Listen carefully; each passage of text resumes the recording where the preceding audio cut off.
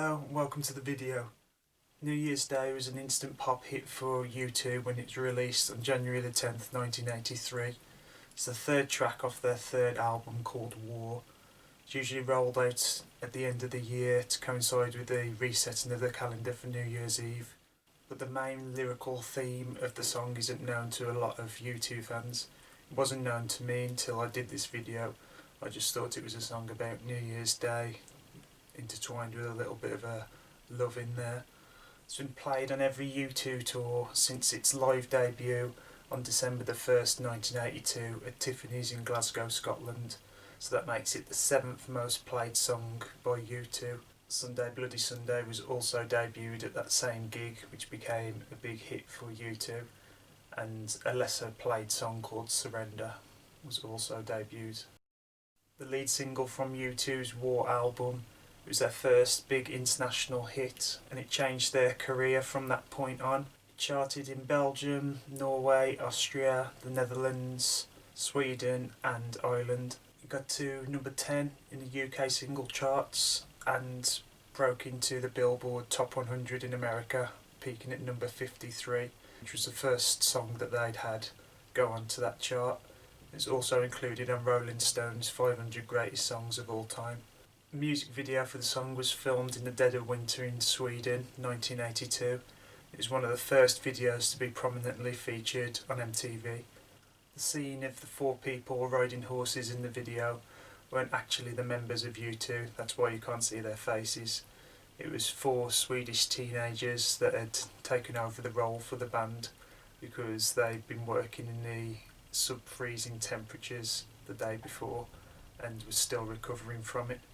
Bono refused to wear any face covering in the video so you could see who he was, I'm assuming, and it was making it difficult for him to actually mouth the words of the song because of the temperatures they were working in, and U2 also didn't know how to ride horses. The video made its UK debut on the 31st of December 1982 on Channel 4's The Tube. The two themes of the song are undying affection and political revolution.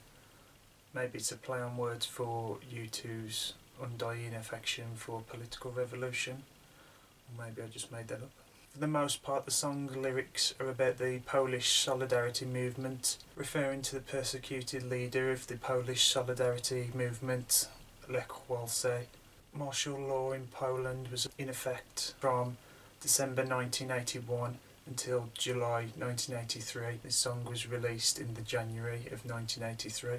If there's a link there, I don't know. The communist government of the Polish People's Republic drastically restricted life in Poland in an attempt to crush their political opposition. This was after a deteriorating economic situation which led to strikes in the summer of 1980, affecting all regions of Poland.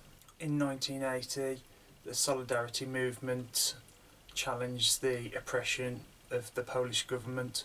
In December 1981, the Solidarity movement was outlawed, and Lech Walesa and others who fronted the movement were arrested and put in jail. So you can be forgiven for thinking that this song is just a love song and being related to New Year's Day. You know, you have that kiss on New Year's Eve, don't you? So, you know, all a bit lovey-dovey, which there is an element of.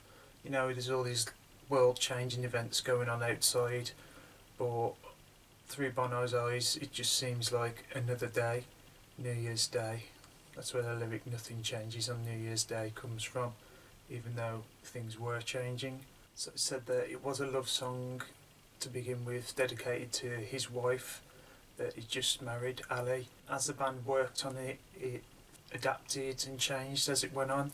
Bono said that lyrically he'll improvise on the spot a lot of the time, and that's what he did with this. He had parts of the lyrics in mind for this love song, but then because of what was going on, he just let whatever was coming out come out.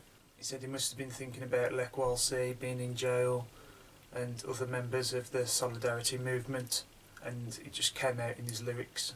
The War album eventually knocked Michael Jackson's Thriller off the #1 spot. The title War came from basically a lot of conflicts going on around the world at the point of the writing of the album. The prominent bass line I'm going to show you stemmed from Adam Clayton, U2's bassist, trying to figure out the chords to a song by Visage called Fade to Grey during a U2 sound check, and playing around with it he just managed to come up with this bass line. It's a repeating pattern of two sections and they happen in different amounts throughout the song, and then they link depending how many times each one goes around. Different points of the song they link in different ways because of different amounts, different lengths of verses, guitar sections. Next time you hear the song, if it pops up on New Year's Eve this year, then you'll know what it's about, not just a love song. Section 1 goes like this.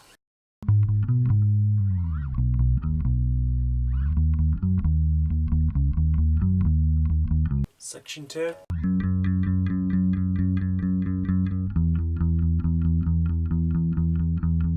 So there you have it. Thanks for watching.